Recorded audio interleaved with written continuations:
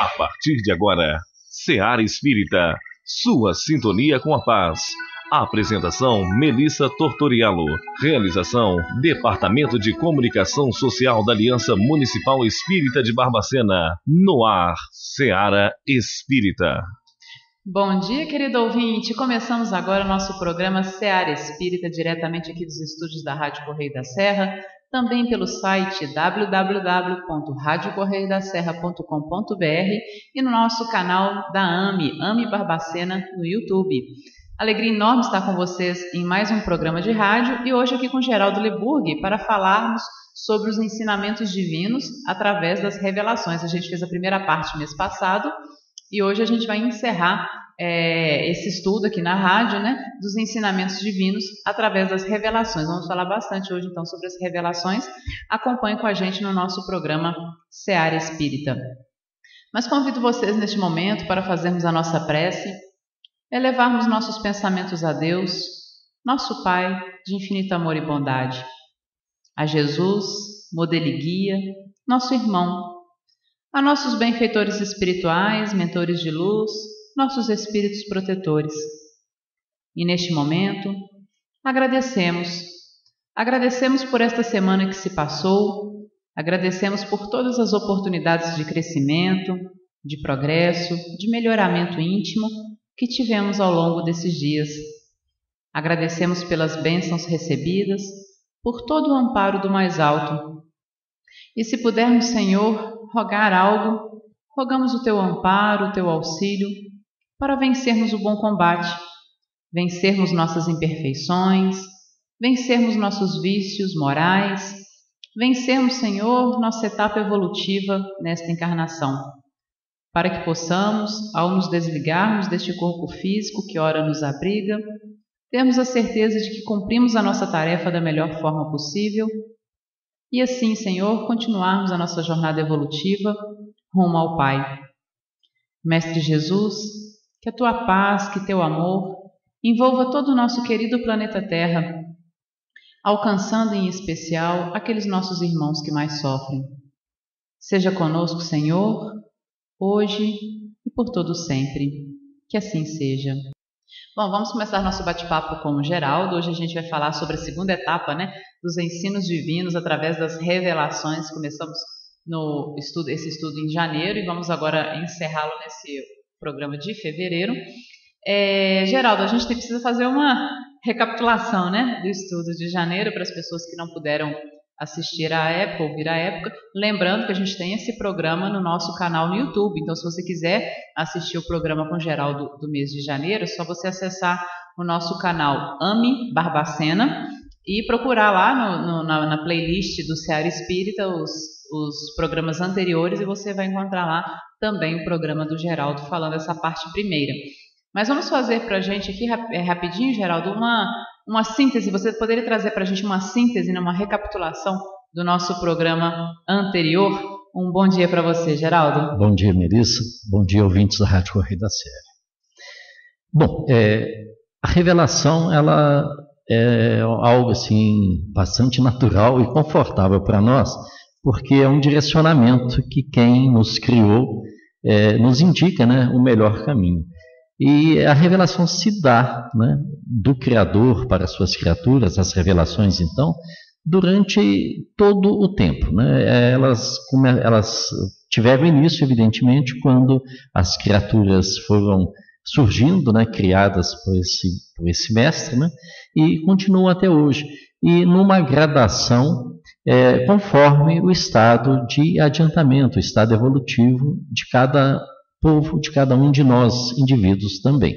Porque sabemos que nesse momento, o nosso planeta, ele ainda é muito heterogêneo na questão, no sentido do conhecimento, da evolução individual. Então, para alguns povos que estão mais evoluídos, e talvez até essa questão de evolução até mais incrédulos, porque ligados mais ao materialismo, conhecimento tecnológico, a intelectualidade, né, se fala, as revelações ocorrem com uma expressão própria. E há outros espíritos mais simples, mais tranquilos, mais pacíficos, ela se fará de forma também adequada a eles. Então, todos nós recebemos, né, a nossa cota de ensinamentos através das revelações, e isso aconteceu desde tempos, digamos, imemoriais, né?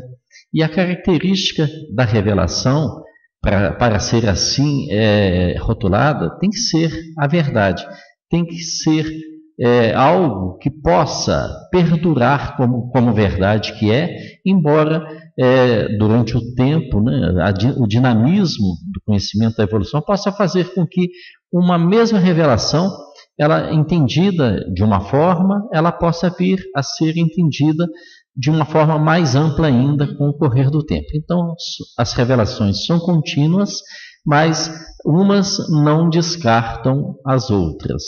Nós temos aí na nossa história, né, história do nosso mundo, da nossa humanidade, né, aquelas vindas pelos antigos profetas, depois vindas na pessoa de Moisés, né, que ele nos trouxe um código de leis naturais, de leis divinas, né, o Decálogo, né, os 10 mandamentos, nos trouxe também um código de leis humanas, porque ele precisava, como administrador de um contingente muito grande de pessoas que se deslocavam de um ponto a outro, né, fugindo da servidão do Egito, ele precisava disciplinar esse povo. Então ele criou também regulamentos, né, normas para conduzir esse povo. E muitas vezes até utilizou, né, da figura divina para imprimir uma maior força àquilo que era necessário ser cumprido, mas que era gerado pela necessidade daquele momento e criado uma legislação criada por ele, né? Então, essas revelações, né, sempre se fizeram, né, através de indivíduos chamados profetas, né? Hoje nós entendemos que o profeta da antiguidade e o médium da atualidade, e esse termo médium é um termo recente, né? Ele se trata da mesma pessoa, se trata do mesmo trabalho de intermediar, de receber o conhecimento do plano espiritual e transmitir esse conhecimento para o nosso plano de encarnados, né? Então, essas são, de uma forma geral, o sentido da revelação como didática divina para nos ensinar, para trazer para nós o conhecimento que nós precisamos ter para progredir. E, Geraldo, todas as religiões, todos os povos, né, tiveram assim essas pessoas que trouxeram essas revelações na figura, como você colocou, dos profetas, messias. Hoje a gente fala, né, dos médiuns. Todos os povos tiveram essas pessoas ao longo da sua caminhada? Sim. Esses dias alguém, no nosso estudo sistematizado, fez uma pergunta sobre se existe mediunidade, por exemplo, com os islâmicos, com os budistas. Existe. A mediunidade é inerente, ela é um dom orgânico, um dom natural, ela é inerente a todas as pessoas, independente de como elas se elevam, como elas procuram a sintonia do alto. Então, nas outras religiões, talvez adotando outras terminologias, né? Mas existe sim o que nós denominamos de profetas e modernamente de médiuns, pessoas providas de uma capacidade de atributos, né? Orgânicos e atributos espirituais também, né? E que são transmissores, intermediários dos ensinamentos do alto. Certo. E a gente vê Kardec mais recentemente, né, a partir do ano de 1857, com a publicação do Livro dos Espíritos, mas já um pouco antes disso, já nos estudos que ele já estava trabalhando, né, para organizar a doutrina, Kardec fala de 3 grandes revelações, pelo menos para a nossa realidade aqui ocidental, né? Você poderia abordar um pouquinho para a gente essas 3 grandes revelações? Sim. O Kardec, no momento, né, naquele contexto do tempo em que ele pôde cumprir essa missão de codificador da doutrina espírita, a nossa humanidade atravessava ali, principalmente no mundo, no que você lembrou aí, denominou o mundo ocidental, atravessávamos aí uma crise de crença muito grande. Por quê? Os pensadores, os também chamados livres pensadores, se desatrelavam dos postulados da igreja porque não era compatível o conhecimento deles com aquilo que a dogmatização pregava, né? Isso já vinha acontecendo já há alguns séculos, né? E o povo mais simples, pela tradição, né, pela ancestralidade, pelo culto mesmo daquilo que seus ancestrais haviam passado, de pai para filho, de filho para neto, por aí fora, seguiam ainda naqueles parâmetros que a igreja estabelecia e que não deixava que se pensasse distante daquele ponto, né? Então, ficava ali algo assim, uma quantidade muito grande de pessoas ligadas à igreja, então, pelos dogmas, né, limitados a não pensar fora daquilo que a igreja não permitia. E um grupo pequeno, mas que tinha, assim, uma grandeza muito grande no sentido intelectual, de acadêmicos, cientistas, né, já fora dessa influência da igreja, né, pensando e questionando, buscando respostas, né? E foi dentro desse contexto temporal que a doutrina ditada pelos Espíritos tomou corpo, né, na obra que Kardec foi incumbido de nos trazer, né, de organizar, né? Não é de lavra de Kardec, ele foi um intermediário, um trabalhador de uma qualidade plena, né, sem limites e já preparado desde muitas outras encarnações, e ele nos trouxe então todo esse conhecimento de uma forma sintética. E para que isso pudesse ser feito, ele, como professor que era, ele utilizou da didática e ele colocou de uma forma assim, muito simples, como sendo três as grandes etapas desse processo revelatório, de ensinamentos trazidos através das revelações. O primeiro, ele coloca ele na figura de Moisés, né, da condução do povo hebreu para a Terra Prometida e principalmente da adoção, né, da verdade de um Deus único, né, e de um princípio universal que emana de Deus, né, da divindade, do Criador, né, das chamadas leis divinas. Depois de um período aí de 13 a 15 séculos, né, da vinda de Moisés, esse desgaste natural daquilo que Moisés conseguiu colocar, né, no pensamento daquele povo, fez com que, claro, fosse bastante desvirtuada aquela revelação. Mas já os profetas anunciavam a vinda de um novo revelador que se deu na figura de Jesus, né, Jesus o Cristo, que nos trouxe não uma revelação contrastando em absoluto, mas sim dando entendimento, reformando naquilo que era possível, retificando, né, naquilo que era possível, os conhecimentos trazidos pela revelação de Moisés. Trouxe então Jesus, né, um sentimento, né, amorável do Pai Criador, enquanto até aquele momento ele era tido como um Deus de temor, um Deus vingativo, um Deus que podia fazer com que a justiça como era entendida pelos crentes da época, do erro de alguém, se fizesse cobrar até a terceira, quarta, sétima, 10ª geração adiante, né? Então, Jesus veio trazer um novo significado. Mas mesmo Jesus sabia, né, na sua grande inteligência, no seu espírito tão elevado, que as suas palavras também não seriam entendidas de todo e que muitas coisas seriam esquecidas.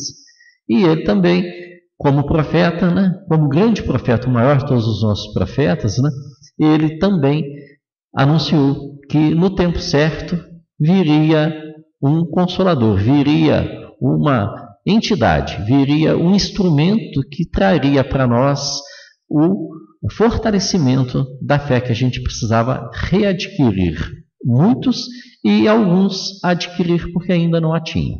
E essa, no entendimento da doutrina espírita, é a própria doutrina espírita, com todo esse conhecimento que ela nos traz e que vem sido acrescido, não parou ali nas obras de Kardec. Durante as décadas, os anos que se passaram e até o dia de hoje, e continuará com certeza vindo a ser acrescida de novos reveladores, nos traçando aí um caminho seguro para que a gente possa evoluir. E isso aí nos traz a garantia e aquela felicidade também. Sabemos que a todo tempo o Pai está nos amparando, nos mandando estes nossos irmãos para nos auxiliarem no nosso processo evolutivo, né, Geraldo? Ou seja, nós não estamos abandonados aqui, né, como se diz, a Deus dará, né, como se fala, mas sim a gente tem todo um amparo da espiritualidade nesse nosso processo evolutivo aqui na Terra, né? O tempo todo esses emissários vêm com missões maiores, missões menores, mas vem trazendo ali essas revelações para nos auxiliar no nosso processo de evolução. Você colocou aí missões maiores, missões menores, e isso aí realmente é de uma relevância muito grande a gente entender, porque muitas vezes a gente está aguardando naquilo que se chama sinais dos tempos, né? A vinda uma nova vinda de um grande profeta, de um grande revelador. Mas nesse momento, né, nesse dia 23 de fevereiro do ano de 2019, da era cristã, aqui, ali, acolá, em alguns lugares, né, reveladores anônimos, pessoas sintonizadas com o alto, e não são poucos, com certeza, né? Estão ali fazendo o seu papel, distribuindo, aplicando os talentos recebidos e distribuindo ali o resultado desses talentos aplicados, né?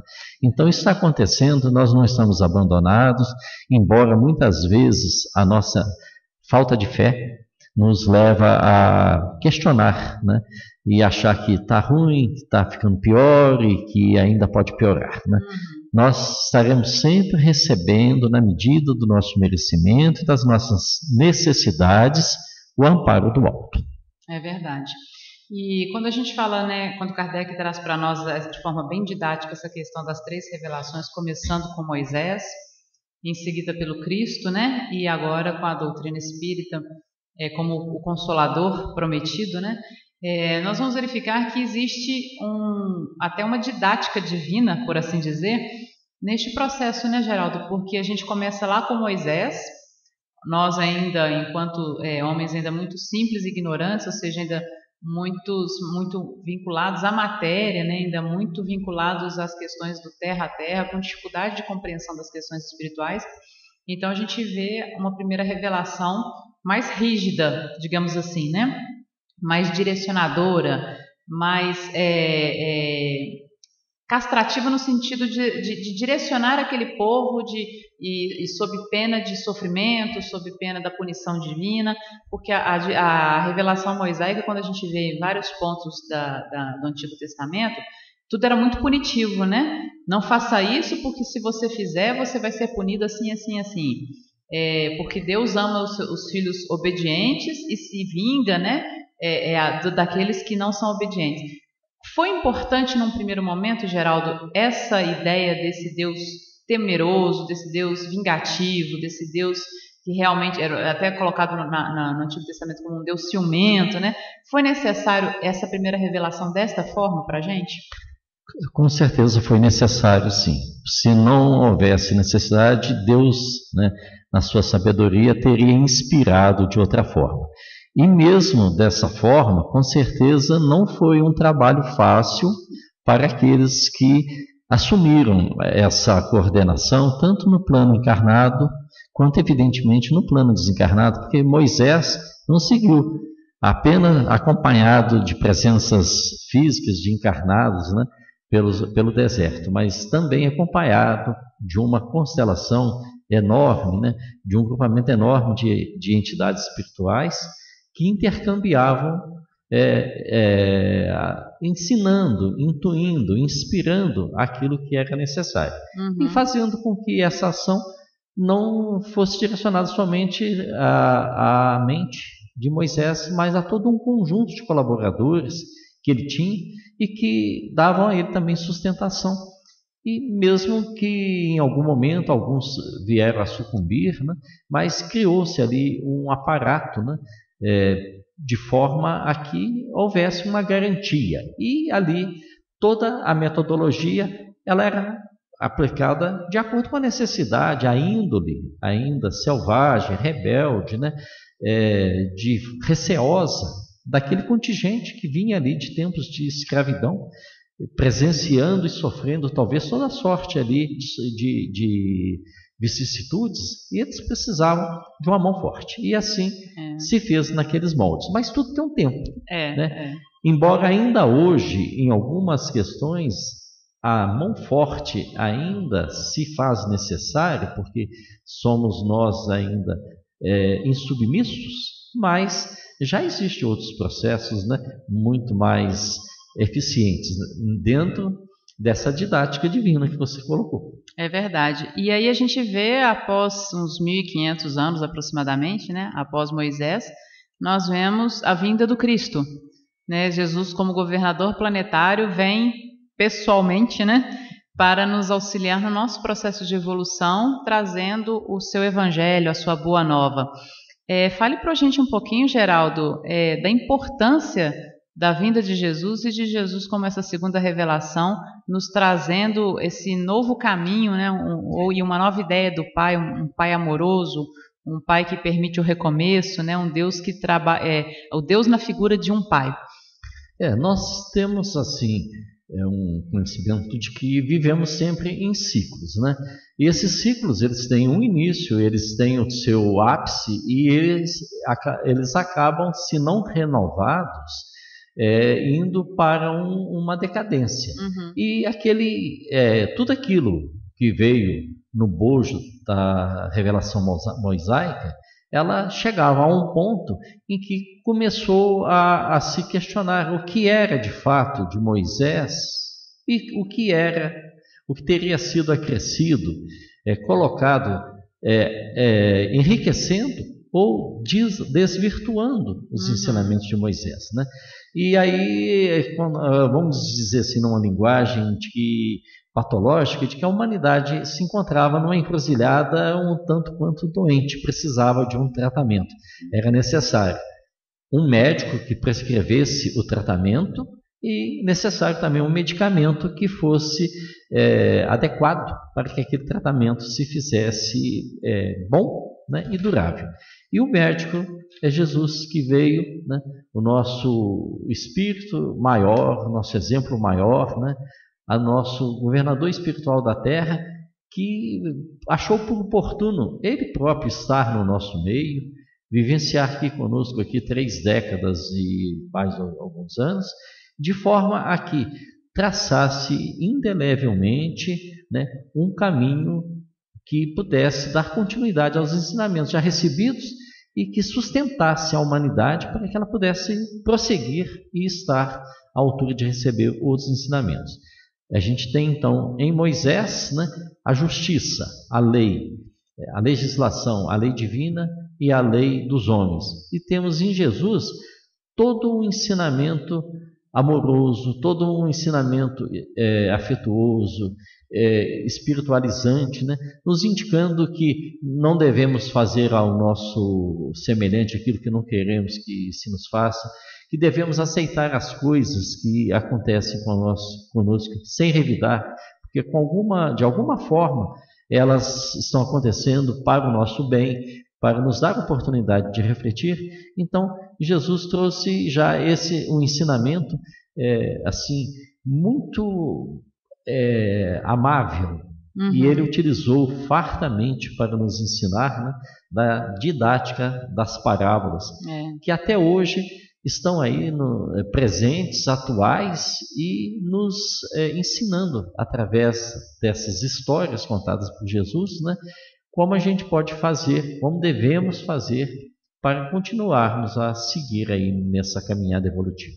E tem um trechinho do Evangelho do Cristo que é muito oportuno quando a gente estuda as 3 revelações, quando Jesus fala que não veio revogar a lei, e ele falava da lei mosaica, né? Eu não vim revogar a lei, mas dar-lhe cumprimento. E aí acho que isso tem muito a ver com o que você falou um pouquinho antes, ainda falando de Moisés, que muita coisa foi desvirtuada ou foi colocada na lei mosaica em virtude da necessidade daquele povo, à época que era um povo duro ainda de coração, com muitas dificuldades de compreensão. Então a gente vê na lei mosaica uma parte que é a lei divina, né, ou lei natural, e que está aí até hoje, que seria encerrada ali nos 10 mandamentos. Então, se a gente trouxer os 10 mandamentos até hoje, eles são válidos, né?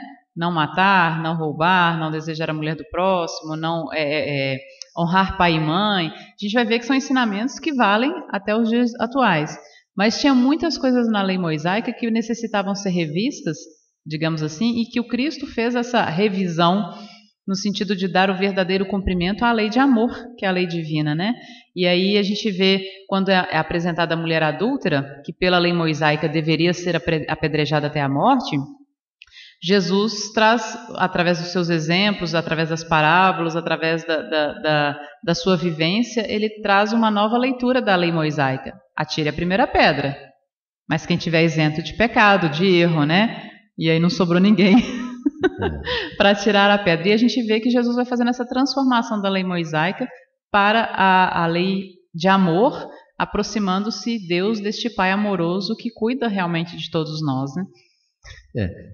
Eu, assim, pessoalmente, acho, na minha forma de pensar, que a colocação de Jesus, ela se deu em todos os tempos, mesmo, evidentemente, como governador espiritual da terra, né, influenciando Moisés, influenciando todos os profetas, mas, assim, dentro de uma dosagem que era bastante pequena, porque não poderia ser absorvida de forma maior. E aí ele, com a sua presença física aqui no nosso planeta Terra, ele já mostrou uma potencialidade, né? Ele nos exibiu as prateleiras, né, dos medicamentos que precisamos, né? Todas as prateleiras sortidas de tudo aquilo que a gente precisa, mas sabendo que nós não temos condições de assimilar todo aquele conteúdo de uma só vez. Então, a cada um, segundo o seu merecimento, né? Quem tiver ouvidos de ouvir, que ouça, quem tiver olhos de ver, que veja, né?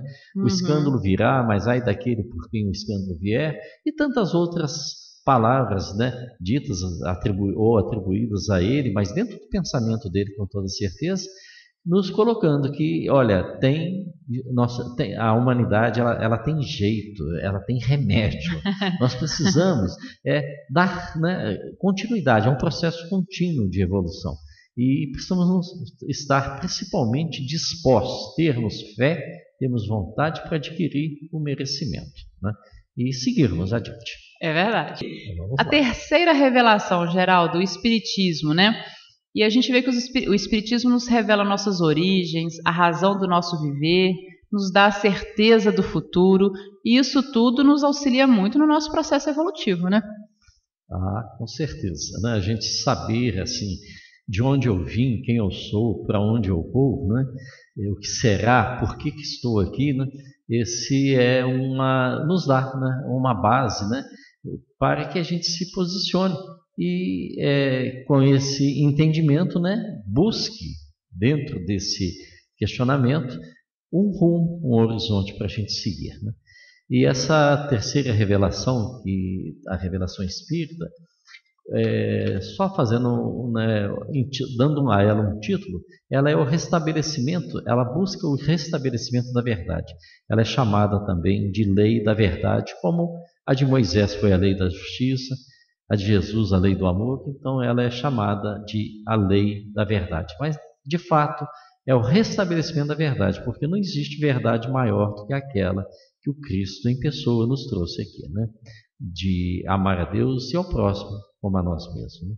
Então, dentro dessa revelação, dentro desse conhecimento que a espiritualidade nos trouxe, e aí já com uma didática diferente, porque com toda a possibilidade, né, de que as revelações, né, os fatos, né, corressem o mundo de uma forma muito rápida, já na era do telégrafo, na era do trem a vapor, né? tudo isso, né, da imprensa, né, dos recursos tipográficos já bastante evoluídos, na era da eletricidade, enfim, né, já tinha uma possibilidade de muito facilmente alcançar cantos do mundo, regiões antes que não tiveram condição de receber, né, os ensinamentos que os outros reveladores trouxeram. Então, ela é universal nesse sentido de que pôde abranger todo o nosso universo, entendido como o nosso planeta Terra, a humanidade encarnada e desencarnada, e universal também no sentido de que ela não está ancorada em um autor exclusivo. Não está ancorada na pessoa de Kardec, como às vezes poderia supor, porque ele codificou. É claro que a gente poderia dizer assim, ele apenas fez isso. Não, ele fez muita coisa. Ele fez um trabalho inigualável, mas ele transcreveu tudo aquilo que a espiritualidade trouxe e que a sua argúcia, a sua inteligência, o conhecimento pôde também acrescentar. Porque a gente sabe que uma capacidade elevada espiritual terá que sempre se basear num instrumento mediúnico adequado, senão fica em prejuízo, né, a mensagem que vai passar. E ali a espiritualidade teve, na figura de Kardec e de todo aquele grupo também de colaboradores dele, né, uma grande ferramenta, muito, muito apta a exercer essa função. É verdade. E com a lei de reencarnação, que não é uma lei da doutrina espírita, né? A gente sempre fala, a reencarnação já está em diversas religiões muito antigas, como a gente tem o hinduísmo, o budismo, né? Religiões milenares já falam da reencarnação de forma um pouco diferente do que a doutrina nos coloca, mas já existe, né, a ideia do retorno à vida corpórea. Com a lei da reencarnação, Geraldo, desaparecem os preconceitos de raça, de casta e todos esses preconceitos que nós temos mundo afora? Eu acho que a reencarnação é algo assim básico realmente para a gente entender qual é a nossa situação aqui como espírito encarnado e também quais são no futuro, né, as possibilidades positivas ou negativas, de acordo com como nós empregamos o nosso tempo aqui. Então, ela realmente destrói, ela anula essa questão de ter e de ser nessa potencialidade como a vaidade, o orgulho, né, o egoísmo às vezes nos induz. Por quê? Hoje eu sou um espírito encarnado numa condição que tenho lá os privilégios dessa condição e também tenho as vicissitudes dessa condição. E amanhã, conforme eu estiver usando de forma positiva ou negativa esses atributos, eu estarei com certeza pela lei de causa e efeito, encarnado numa condição adversa para que eu possa resgatar. Então, digamos assim, a questão racial, né? Nós, no Ocidente, a maioria provavelmente da população de cor branca e a incorporação, né, de outros vindo de outras origens, né, dos afrodescendentes, dos africanos, dos de pele vermelha, né? Então nós formamos aí uma grande massa, um conjunto, né, e que estaremos com certeza alternando de acordo com a necessidade de adquirir experiências, né? A questão social também, socioeconômica, hoje, se estamos na abundância, podemos amanhã estarmos encarnados numa situação socioeconômica deficitária, né? Vivendo uma vida de miséria, de necessidade, e a gente sabendo que aquilo que estamos fazendo hoje, vamos colher amanhã, considerando o amanhã nossa próxima encarnação, isso com certeza já é bastante interessante para nos servir de lei, nos servir de regulamento. E a reencarnação não é uma questão levantada com muita ênfase, com certeza, pela doutrina espírita, mas inerente à doutrina espírita. Lá no Antigo Testamento, ou seja, no judaísmo, nós temos referências à reencarnação No Novo Testamento, né, nos Evangelhos, temos referência, isso considerando nós da origem do judaísmo e do cristianismo. E as outras religiões, né, também fazem alusões e não tem uma possibilidade de se entender a nossa vida aqui no planeta sem essa lógica da reencarnação. Ela é irrefutável. É verdade. Pode-se tentar escondê-la ou argumentar, mas vai chegar num ponto que vai chegar, e daí? E agora? E o que vem agora? Aí, o nada? O nada não existe. Então a reencarnação é um dos grandes fundamentos da doutrina espírita, mas restabelecendo a verdade, não foi criado, não é novidade dela. E aí a gente vê que é também um mecanismo da justiça divina, né, na sua totalidade, né, porque com a reencarnação a gente consegue compreender a justiça divina e a misericórdia divina caminhando juntos e nós evoluindo ao longo dessa pluralidade de existências que nós podemos ter aqui na Terra.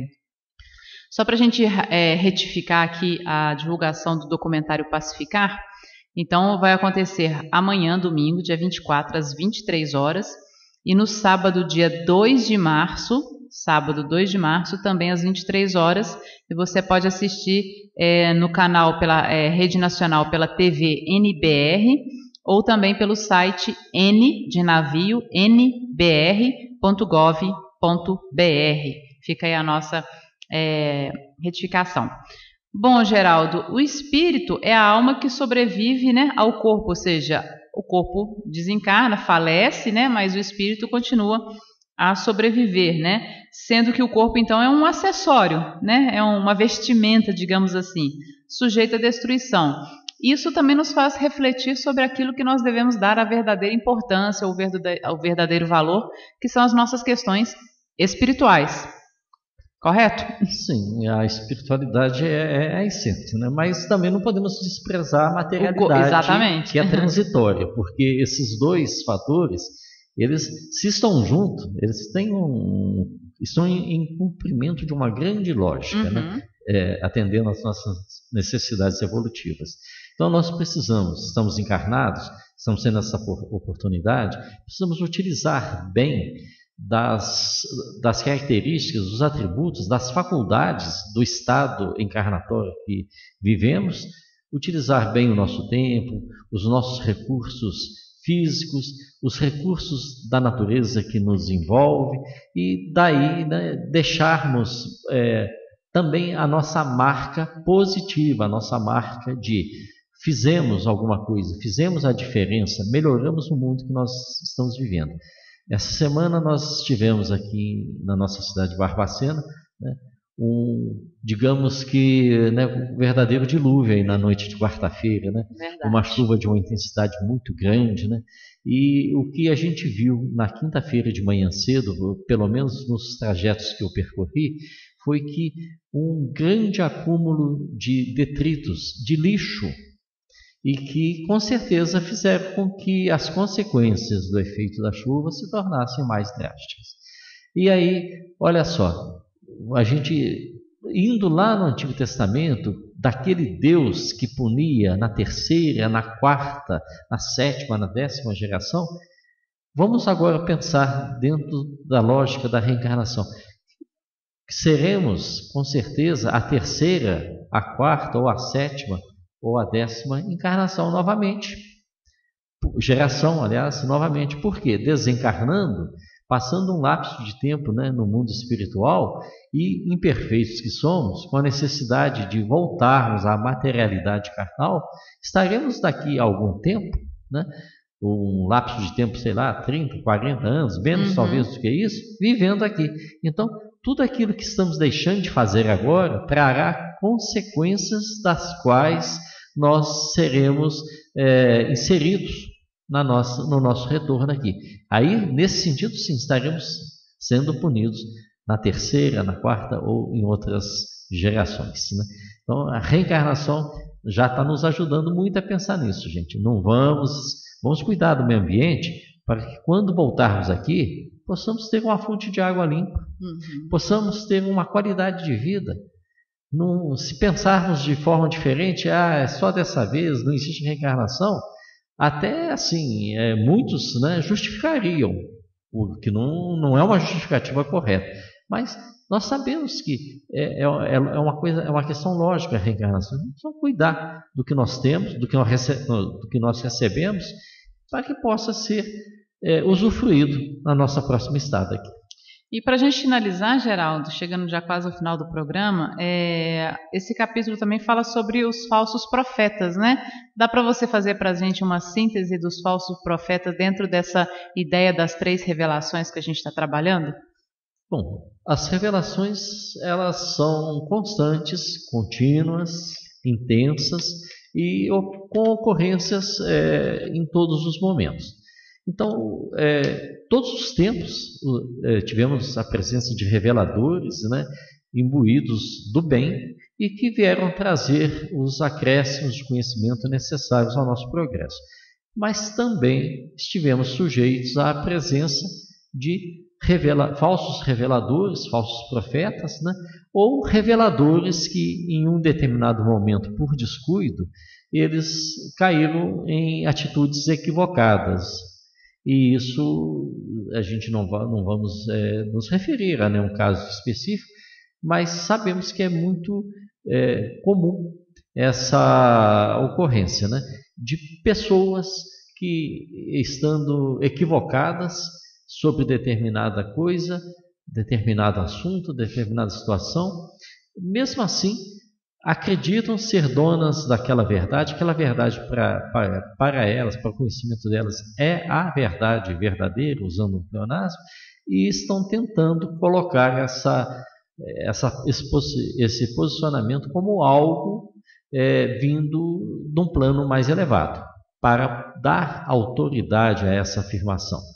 E como se nós estamos sujeitos à ocorrência desses eventos, como nos precavermos? Já fomos alertados, né, lá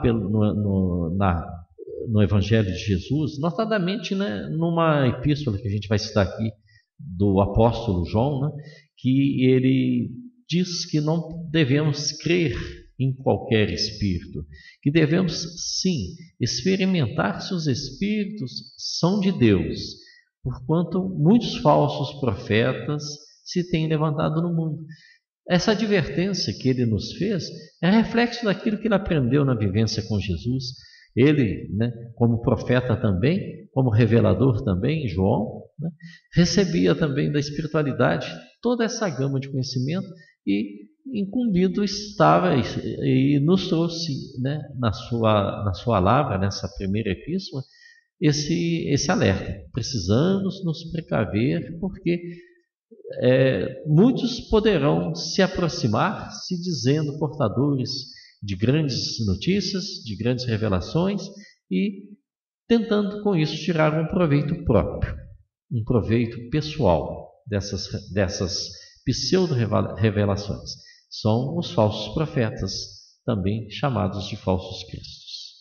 E fica para a nossa análise. Geraldo, eu gostaria de agradecer a sua participação no programa, por trazer esse assunto para a gente. A gente dividiu em 2 meses para dar conta que o assunto realmente é amplo, né? Muito obrigada mais uma vez. Eu que agradeço, que Deus nos abençoe a todos. Que assim seja e até mês que vem, se Deus quiser, né? Bom, agradecemos a audiência de todos vocês, a participação. Você ouviu o programa Seara Espírita. A apresentação Melissa Tortoriello. Realização do Departamento de Comunicação Social da Aliança Municipal Espírita de Barbacena. Seara Espírita.